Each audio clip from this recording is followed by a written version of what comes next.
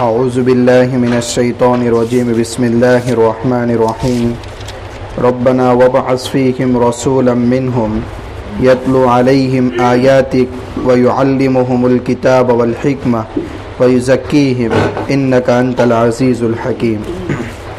حضرت ابراہیم اور اسماعیل علیہم السلام نے جب کعبۃ اللہ کو تعمیر کیا تو 4 طرح کی دعائیں اللہ رب العزت سے انہوں نے مانگی ہیں۔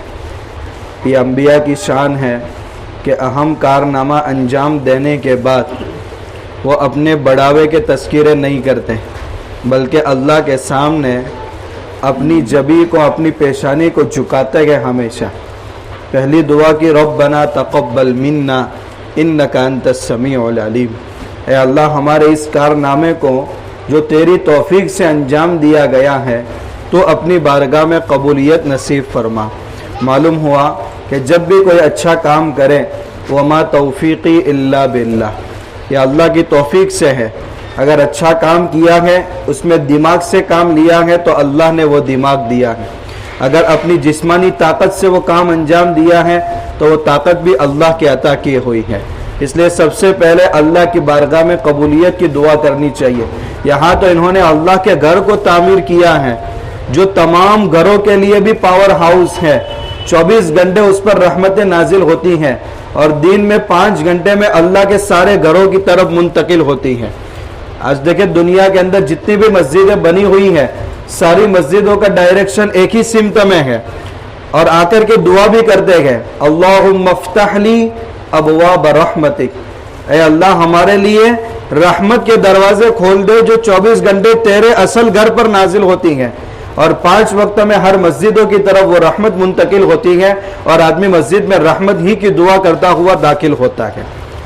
تو سب سے پہلے اچھا کام کرنے کے بعد اللہ کے سامنے قبولیت کی دعا، انک انت السمیع العلیم، تو سننے بھی والا ہے اور ہمارے دلوں کے حال کو بھی جاننے والا ہے۔ تو سب سے پہلے ایک دعا یہ کی۔ دوسری دعا کی ربنا واجعلنا مسلمین لک ومن ذریتنا، اے ہمارے پروردگار موت تک ہمیں بھی اور ہماری ذریت کو تیرا فرما بردار بنا۔ آج تک تو ہم تیری توفیق سے فرما بردار تھے، مگر موت تک رہیں گے یا نہیں رہیں گے وہ تو ہی جانتا ہے۔ تو موت تک ہمیں فرما برداری کی توفیق عطا فرما اور ہماری ذریت کو بھی موت تک تیری فرما بردار بنا۔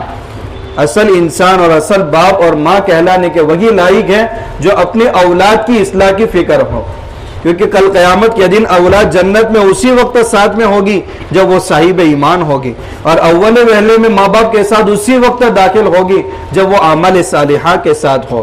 تو حقیقی ماں باپ وہ ہیں جو اپنی اولاد کے بارے میں بھی دینداری کے بارے میں فکر مند ہو۔ تو انہوں نے دوسری دعا یہ کی۔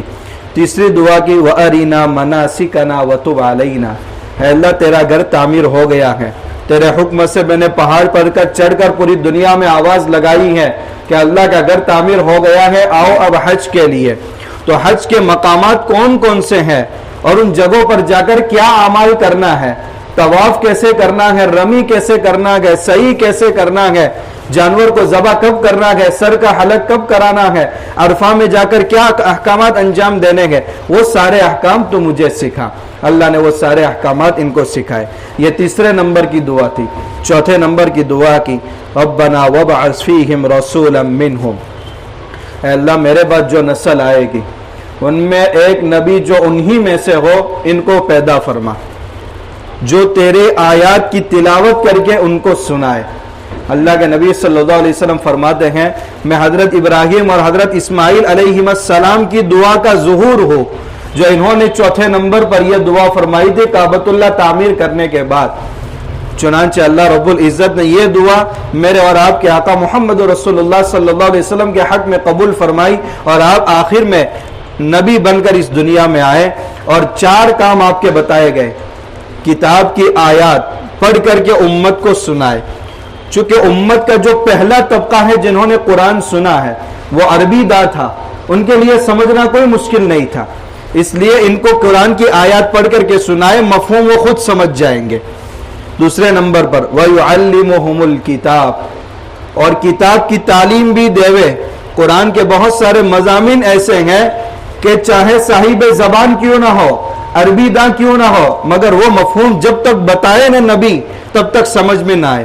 قرآن میں کتنی جگہوں پر کہا گیا وَأَقِیمُوا الصَّلَاةَ، نماز کا اہتمام کرو، نماز کا اہتمام کرو، مگر 2 رکعت 4 رکعت کیسے پڑھنی ہے قرآن میں آپ کو کہیں پر بھی نہیں ملے گا۔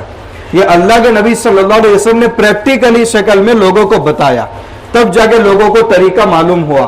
حالانکہ اسی نماز کا حکم قرآن کی کتنی آیات میں ہے، مگر جب تک پریکٹیکل نہیں بتائے جائیں گے تب تک نماز کا طریقہ لوگوں کو معلوم نہیں ہو سکتا۔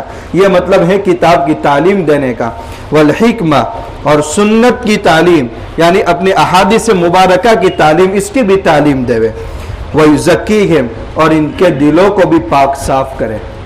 تو اللہ کے نبی صلی اللہ علیہ وسلم نے ظاہری پاکی کا بھی حکم دیا اور باطنی پاکی کا بھی حکم دیا۔ ظاہری پاکی کیا ہے؟ انسان ظاہری اعتبار سے پاک بھی ہو سکتا ہے، ناپاک بھی ہو سکتا ہے، اسی طریقے سے باطنی اور دلی اعتبار سے بھی اچھا ہو سکتا ہے اور دلی اعتبار سے برا بھی ہو سکتا ہے۔ اس لیے اسلام میں کہا گیا الطہور شطر الایمان، پاکی تو آدھا ایمان ہے۔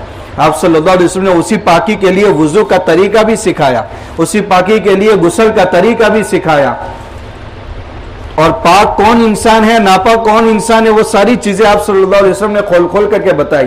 ٹھیک اسی طرح دل کا بھی پاک اور ناپاک انسان ہوتا ہے، جو اچھے اخلاق کے ساتھ آراستہ ہے، جس کی زبان اچھی ہے، جس کی آنکھیں اچھی چیزیں دیکھتی ہیں، جس کے کان غلط چیزوں کے سننے سے محفوظ رہتے ہیں، اس کے اندر اچھے اخلاق پیدا ہوتے ہیں تو دل پاک صاف ہوتا ہے۔ اور اخلاق سیئہ، برے اخلاق سے جب آراستہ ہوتا ہے اور وابستہ ہوتا ہے تو پھر انسان کا دل بگڑنے لگتا ہے۔ تو ان کے دلوں کا بھی تزکیہ کرے اور ظاہری پاکی کا بھی اہتمام کرے۔ انک انت العزیز الحکیم، بے شک تو زبردست طاقت والا اور حکمت والا ہے۔ وہ آخری نبی جن کی دعا کر رہے ہیں، ان کو تو بنو اسحاق میں بھی بھیج سکتا ہے اور بنو اسماعیل میں بھی بھیج سکتا ہے، مگر تیری حکمت کا تقاضا یہ تھا کہ ان کو بنو اسماعیل کے اندر بھیجا۔ تو حکمت والا ہے، اس کی حکمت تو ہی جانتا ہے۔ اسی لیے تو بنی اسرائیل نبی پر ایمان نہیں لاتے تھے کہ بنو اسحاق میں کیوں نہیں آئے، جو ہماری نسل ہے، ہمارے چچا کی نسل میں کیوں آئے، اس لیے ہم ان کو تسلیم نہیں کریں گے۔ یہ حکمت اللہ بہتر جانتا ہے۔ وَمَن يَرْغَبُ عَن مِّلَّةِ إِبْرَاهِيمَ إِلَّا مَن سَفِهَ نَفْسَهُ، اور ابراہیم علیہ السلام کی ملت سے جو بھی اعراض کرے گا وہ اپنی عقل کے پیچھے چلے گا، اور اپنی عقل کے پیچھے چلنا والا گمراہ ہوگا۔ یہودیت جو اصل میں صحیح معنی میں شروع ہوئی تھی وہ موسیٰ علیہ السلام سے شروع ہوئی تھی۔ عیسائیت جو شروع ہوئی تھی وہ حضرت عیسیٰ علیہ السلام سے شروع ہوئی تھی۔ بعد میں ان لوگوں نے تورات اور انجیل کے اندر اتنی زبردست تحریف کی کہ خود بدل دیا اور اوریجنل شکل ختم کر دی۔ تو حضرت عیسیٰ علیہ السلام اور حضرت موسیٰ علیہ السلام اور ان کے اسلاف حضرت یعقوب علیہ السلام اور ان کے بڑے حضرت ابراہیم علیہ السلام جس اصل اوریجنل مذہب کو لے کر کے آئے تھے وہ تھا اسلام۔ تو جو بھی اور آخری نبی بھی جو مذہب لے کر کے آئے وہ بھی مذہب اسلام ہے۔ آج ایک غلط فہمی یہ پائی جا رہی ہے جس کی وجہ سے لوگوں کے اعتراضات بڑھتے جا رہے ہیں کہ اسلام تو 1450 سال پرانا ہے۔ اسلام تو جب آدم علیہ السلام اس سرزمین پر آئے تھے جب سے اسلام ہے، دنیا کا سب سے پہلا مذہب ہی اسلام ہے۔ 1450 سال پرانا مذہب نہیں ہے، یہ تو جب سے دنیا قائم ہے جب سے یہ مذہب ہے۔ ان الدین عند اللہ الاسلام، اور اللہ کے نزدیک کوئی مذہب مقبول ہے تو وہ اسلام ہے۔ تو سب سے پہلا مذہب، سب سے پرانا مذہب اسلام ہے۔ گر واپسی کسی مذہب کی طرف ہو سکتی ہے تو وہ اسلام کی طرف ہو سکتی ہے اور کسی مذہب کی طرف نہیں۔ یہ غلط فہمی خود مسلمانوں میں ہے کہ 1450 سال پہلے کا اسلام ہے۔ وہ تو میرے نبی جو راستہ لوگ بھٹک گئے تھے وہ راستہ دکھانے کے لیے اور اسی اصول پر لانے کے لیے جس کی دعوت آدم علیہ السلام اور ان کے بعد آنے والے انبیاء لے کر کے آئے تھے، اسی دعوت کو لے کر میرے نبی آئے ہیں۔ رہی بات احکامات کی تفریق، تو اس میں فرق ہے اس وجہ سے کہ پہلی امت کچھ کمزور تھی تو ان کو کچھ احکام دیے گئے۔ اس امت کو اللہ نے عقلی اعتبار سے بھی نوازا اور ہر طاقت کے اعتبار سے نوازا تو اللہ نے ان کو احکام زیادہ دیے، اور شریعت کو ان پر ختم کرنا تھا تو اللہ نے ان کو احکام بھی الگ دیے۔ معلوم ہوا کہ اسلام سب سے پرانا مذہب ہے، اور جو اس سے اعراض کرے گا وہ ملت ابراہیمی سے بھی اعراض کرنے والا ہوگا۔ وَلَقَدِ اسْتَفَيْنَاهُ فِي الدُّنْيَا، اور ہم نے اس مذہب کو دنیا، اور ہم نے حضرت ابراہیم علیہ السلام کو دنیا میں بھی عزت دی۔ وَإِنَّهُ فِي الْآخِرَةِ لَمِنَ الصَّالِحِينَ، اور آخرت میں بھی وہ سرفراز ہوں گے۔ کیونکہ اللہ نے بیت اللہ کی تعمیر کا کام ان سے لیا. دوسرا یہ کہ اللہ نے ان کو امامت کے عہدے پر فائز کیا. مسلمان، یہودی، عیسائی سب اپنا پیشوا مانتے ہیں. اس لیے تو یہودی کہتے تھے کہ ابراہیم علیہ السلام یہودی تھے، عیسائی کہتے تھے حضرت عیسیٰ علیہ السلام عیسائی اور نصرانی تھے، مسلمان کہتے تھے حضرت ابراہیم علیہ السلام، حضرت ابراہیم علیہ السلام مسلمان تھے. تو اللہ تعالیٰ نے دونوں کی باتوں کی تردید کی اور کہا ما کان ابراہیم یہودیہ ولا نصرانیہ ولکن کان حنیفا مسلما. ابراہیم تو یہودیوں کے کہنے کے مطابق یہودی نہیں تھے، نصرانی یعنی عیسائیوں کے کہنے کے مطابق نصرانی نہیں تھے، لیکن وہ سارے باطل مذہبوں سے پاک ہو کر ایک مذہب مسلمان تھے. اور اسلام جو مذہب اللہ کے نبی صلی اللہ علیہ وسلم جس کی دعوت لوگوں میں دے رہے ہیں وہ ابراہیم علیہ السلام کا مذہب ہے. اور اس لیے اب یہودیوں سے تائب ہو کر کے اسی مذہب اسلام کی طرف آ جانا چاہیے. عیسائیوں کو بھی اسی مذہب سے تائب ہو کر کے جس کو انہوں نے بعد میں چل کر گڑھ لیا ہے، ان کو بھی توبہ کر کے گھر واپسی کر لینی چاہیے. ان کے دیکھا دیکھی مشرکین نے بھی شروع کیا کہ نعوذ باللہ ابراہیم علیہ السلام مشرک تھے. وما کان من المشرکین، اللہ نے فرمایا ابراہیم علیہ السلام تو ایک اللہ کی پرستش کرنے والے تھے، وہ مشرک نہیں تھے، وہ توحید پرست تھے، وہ موحد تھے. لہذا تمہیں بھی گھر واپسی کر کے اسلام کی طرف آ جانا چاہیے. اذ قال له ربه اسلم، یاد کرو جب ابراہیم علیہ السلام کو ان کے رب نے کہا مسلمان ہو جاؤ، قال اسلمت لرب العالمین، یا اللہ میں نے تو اپنا سر رب العالمین کے سامنے سرنڈر کر دیا. اس کا مطلب یہ نہیں ہے کہ ایک زمانہ بغیر اسلام کے ابراہیم علیہ السلام پر گزرا ہے. ایک بات نبی کے متعلق، انبیاء کے متعلق یاد رکھے، ان پر کفر کا زمانہ ایک لمحے کے لیے بھی نہیں گزرتا. پیدائش سے اللہ رب العزت ان کو گناہوں والی زندگیوں سے پاک رکھتے ہیں. یہاں مطلب ہے کہ تیرے سارے حکم کے سامنے سرنڈر ہو جاؤ. مسلم کا مطلب ہے کہ فرما بردار، مطیع، اللہ کے سامنے اپنی پیشانی کے ہر حکم کو کے سامنے جھکانے والا بن جائے. وَوَصَّى بِهَا إِبْرَاهِيمُ بَنِي، یہودی کیا کہتے تھے، عیسائی کیا کہتے تھے کہ حضرت ابراہیم علیہ السلام وصیت کر کے گئے تھے کہ یہودی مذہب پر برقرار رہنا. حالانکہ اللہ تعالیٰ فرماتے ہیں کہ اسی اسلام کی وصیت کی ابراہیم علیہ السلام نے اپنی اولاد کو، یعقوب علیہ السلام نے اپنی اولاد کو، یا بنی، اے ہماری پیاری اولاد، بے شک اللہ نے تمہارے لیے جو دین اسلام کو منتخب کیا ہے، فلا تموتن الا وانتم مسلمون، کوشش اس بات کی کرنا کہ اسلام کی حالت میں ہی تمہاری موت آنی چاہیے. ام کنتم شہداء، اے یہودیوں کیا اس وقت جب حضرت یعقوب علیہ السلام کی موت کا وقت آیا اس وقت تم موجود تھے؟ یعقوب علیہ السلام کا زمانہ کہا اور موسیٰ علیہ السلام کا زمانہ کہا. تو ان کی موت کے وقت تم حاضر تھے یا ہم حاضر تھے؟ جب تم حاضر نہیں تھے تو تم کیسے دعویٰ کرتے ہیں کہ یعقوب علیہ السلام نے اپنے بیٹوں کو وصیت کی تھی کہ یہودیت پر باقی رہنا؟ ام کنتم شہداء اذ حضر یعقوب الموت، جس وقت یعقوب علیہ السلام کے پاس موت کا وقت آیا، اذ قال لبنیہ ما تعبدون من بعدی، جب انہوں نے اپنی اولاد سے کہا میرے بعد تمہارا مذہب کیا ہوگا، میرے بعد تم کس کی پرستش کرو گے؟ قالوا نعبد الہک، جس رب کی آپ پرستش کرتے ہیں، جس رب کے ہمارے باپ دادا ابراہیم اور اسماعیل اور اسحاق پرستش کرتے گئے، اسی مذہب پر ہم باقی رہیں گے.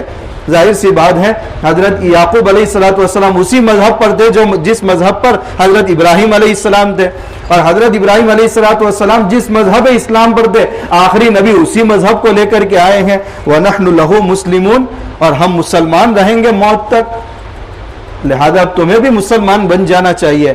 لیکن وہ کہتے تھے، غلط فہمی لگی ہوئی تھی، ہمارے باپ دادا بڑے اچھے تھے یعقوب علیہ السلام اور ابراہیم علیہ السلام. یہ بزرگوں کے بیٹے کو بزرگی کا نشہ لگتا ہے جس کی وجہ سے وہ آوارہ گردی بہت زیادہ کرتے ہیں. ارے باپ ہیں اچھے ہیں، ان کے بجائے ان کے ساتھ ساتھ ہم بھی بخشے جائیں گے. تلک امۃ قد خلت، اللہ تعالیٰ فرماتا ہے تمہارے اسلاف جو اچھے اعمال کر کے گزر گئے وہ ایک امت تھی، وہ گزر گئی. لہا ما کسبت، انہوں نے جو نیک اعمال کیے گئے ان کا ثواب ان کو ملے گا، ان کے حصے میں سے کچھ بھی تمہیں ملنے والا نہیں ہے. وَلَكُمْ مَا كَسَبْتُمْ، تم جو کرو گے اس کا ثواب تمہیں ملے گا. انہوں نے جو غلط کام کیے ان کی سزا ان کو ملے گی. تم جو غلط کام کرو گے اس کی سزا تمہیں ملے گی. وَلَا تَزِرُ وَازِرَةٌ وِزْرَ أُخْرَى. کل قیامت کے دن ایک دوسرے کا کوئی بوجھ اٹھانے والا نہیں ہوگا. وَلَا تُسْأَلُونَ عَمَّا كَانُوا يَعْمَلُونَ. کل قیامت کے دن تم سے نہیں پوچھا جائے گا کہ تمہارے اسلاف کیا کرتے تھے، اور ان سے نہیں پوچھا جائے گا کہ تمہارے پیچھے لوگ کیا کرتے تھے. اس لیے اپنی زندگی کے بارے میں خود فکر مند ہو جاؤ. اور آگے بھی ان کے ابھی جو اعتراضات تھے انشاءاللہ ان کا تذکرہ کل کریں گے. سبحان اللہ و بحمدہ.